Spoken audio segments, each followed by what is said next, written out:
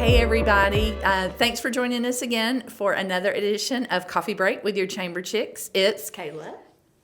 Isn't she cute? And Beth. And we're here with our good friend Terry Goodger. Mm-hmm. And y'all all know him and love him like we do. So Terry has been a county commissioner for 12 years? Well, no, be 14 years. 14 years serving the people of Cleveland on the county commission. You've seen him at Rotary. You've seen him at Cleveland First Baptist Church. You've seen him in Freedom Park. I mean, he's very faithful to be at all the things. So welcome, Terry. We're so glad you're here. Thank you. I'm glad to be here. Good. Well, we have to start. It wouldn't be coffee break if we didn't ask you what's your go-to coffee order. I don't understand. What's going on? I know. Apparently my watch didn't understand either. What's your go-to coffee order? I just have, I like a robust coffee with cream and sugar. So. Cream and sugar, yeah. We did learn today that he has only 1 cup a day. Yeah. One cup in the morning is enough to last me all day. It's a very strong will. Not for us, but... Well, good. Well, we just want to ask some questions as you were our Citizen of the Year for the Chamber. And it was an easy decision for the Board of Directors to make. So when your name came up, it was a very easy decision. So over your years here in Cleveland, what are you most proud of accomplishing? Well, there's a lot of things that we did that would try to help the community, to try to make a difference in the community. And I think that early on, one of the projects I saw ended up being Freedom Park. And actually, if you've ever seen someone talk about putting a project on the back of an envelope, well, Carol Jackson was the county manager then. And so I walked in one day and I had an envelope and I drew out the park. And I said, Carol, here's what I'd like to do in the park over there. She said, let's go for it. You know? She says that to us. Yeah. Do what? Carol says that to us. Let's go for it. Yeah. Some things never change. Yeah. So I got started on it, and even though it gets to be an individual commissioner's ideal for some project, you really can't do it without the whole board.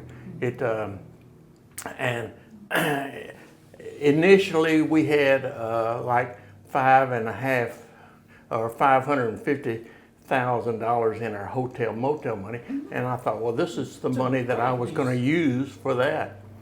And so I came up with a little plan, and actually Lynn Holcomb found a student that was a landscape architect, and he did the little rendering that we used to sell the project. And so I spent quite a bit of time going around the community and putting that up and telling people about the project. And then I also had to get not only the county on board willing to spend that amount of money, but the city. And the city, they got involved too. And so this was a really an important project for me, in that when I came on, the city and the county never worked together. And they were almost at odds doing this. I will say that's very common. We can look at our neighbors around us and see how city and county governments don't get along. And I have to say, y'all do a phenomenal job of working with our municipalities and being open with those. But yeah, for those of us who are new to White County and our friends who are new to White County, tell them what Freedom Park looked like before it was a park. Well, it was a gravel parking lot, and actually it was an ugly gravel parking lot. And I came out of a county commission meeting one day, and as I drove around the park heading out, came down the side of the street where the Methodist church is, and some kid pulled around everybody and cut through the parking lot and ran right out where the flag is now, and just took a left turn and went on it. And I said, man, we got to, that That's is dangerous. dangerous. I was backed up way back past where the church is. And I said, we got to do something about it. And that's when I said, I started working on the park. No, and now it's the place where we party. Yes. It's where we have all our big parties there, all our big neighborhood block parties and the back to school bash. And I'm always just blown away with how many people are in the park all the time. And even it just, I never dreamed that it would be that wide used, but. Kids playing soccer out there, throwing frisbees. People come out and just have And lunch. I know, and the chamber has made good use of it. And We appreciate and that. that was one of the things that I had asked. I had asked you early on, to try to have events there. Yeah. So you've done a good job. Well, thank you very much. Okay, now Kayla has a question. Okay. Next question is, you've been very active in Rotary, in your church at Cleveland First Baptist, and many other things. How have these organizations influenced both your work and your personal life? I think I was president of Rotary in, I think it was 2017, 18, whatever. And, when you look at the Rotary motto, I mean, that is a motto that anybody can live by. It says, is it true? Is it true? Is Is it it fair to fair? all concerned? Will it Will be- build goodwill and better friendships? Will it be beneficial to all concerned? Hey, You got a Beth couple is also a Rotarians. Rotary. Got a couple Rotarians here. Right.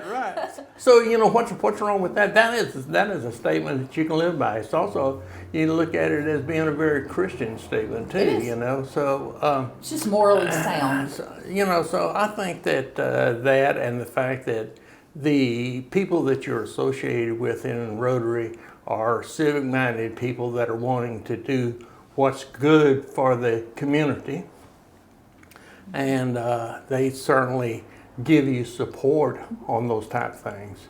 And so that's been very influential. In the church, I've been a deacon, a Sunday school teacher, and now I'm the financial administrator over You there. wear a lot of hats there. Ah, I do, and so my church family has been very supportive on the things that I do, and I certainly appreciate them. So they give good advice. yeah, they do, and they're not bashful about it. You know who you are. So those are kind of things that you've done in the past, but looking ahead, you got a lot to do still. Your work on the Cleveland Downtown Development Authority, as that organization grows. What are you most excited to see changes in downtown Cleveland through the DDA?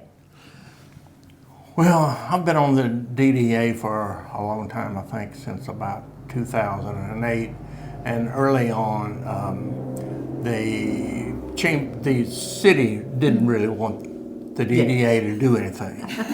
They only wanted us to sign off on bonds for Truett. And so when we tried to come up with some ideas for development of the downtown, we just didn't get any support.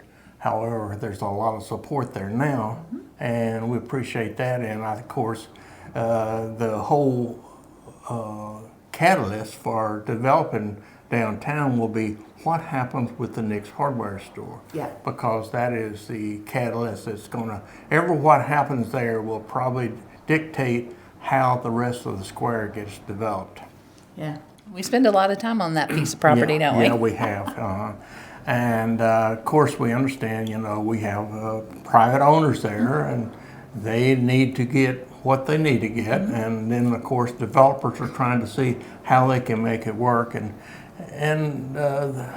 there's lots of pros and cons for both sides there. So I think that if we develop that, and there's several other things that can be done, but that essentially is going to be the thing that really makes or breaks downtown. Yeah, it certainly is a delta point, that's for Yeah. sure. Yeah.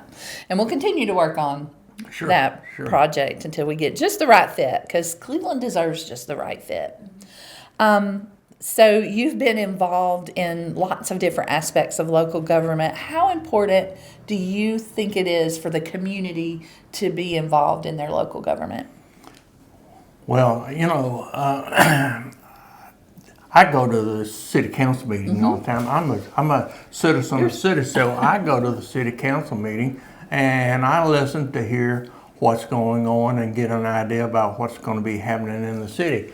And of course, that's beneficial as a county commissioner too, because I represent the city, and so whenever their interest comes up before the county, I'm their advocate for them there. So I try to support the city and what the city's ideals are, because more than probably about 60% of my constituent is the city. And so It's just good to know what's going on, right? yeah, right. And we do like to see people Right? come to the county commission meeting, and quite often we have some that show up every week, and they are really interested, and they come and talk to us after the meeting and give us some ideas or some concerns that they have. So it's a good place to keep up with what's going on. And if you get a copy of the agenda ahead of time and you can talk to your commissioners before the meeting. Before the meeting. Don't wait till the meeting. Yeah, don't wait till after the vote to talk to us, 'cause that's too late. Now don't run to Facebook. Just pick up the phone Yeah. and call them. Yeah, and that's what I think I mean- is great. Like, y'all, in any role on the DDA or as a county commissioner or a city council, like, these people are really open to hearing what the people that they represent want to let them know. And so it really makes me sad to see people go to Facebook and say crazy things. One, because you're spreading false information, but two, because y'all care. You want to hear it, Sure. and it's better for you to be involved in the process Then be mad about it on the back end. Right. Right. Just insane. And like I said, we are, sometimes when we walk out and we see a whole big room full, we say, "What's going on tonight?" But we're always glad to see people there, people interested in the community, and if there's some particular project that they're interested in, we want to hear about that too. Absolutely. Well, so you weren't surprised by winning Citizen of the Year We were trying to surprise you, this but Wednesday. You made it hard. You made it so hard. We found out that Terry was actually going on vacation originally during the annual meeting, so we did have to tell him. But then he ended up moving his vacation so that he could come accept his Citizen of the Year award, which was so sweet. But what does it mean to you to be this year's Citizen of the Year? Well, it's really quite an honor there, and I mean, there's plenty of other people to choose from. I can guarantee you that. And you had a whole room full of people that were worthy of that honor, I'm sure, because over the years that I've been coming to the chamber events, that's probably the most people I've ever seen there at one time, and to look at who was there. I mean, these are all the people who are civic minded and have a big impact on what's going on in this community. And to be associated with them and to be recognized by your peers for something like that is certainly a great honor. It was an easy decision to make.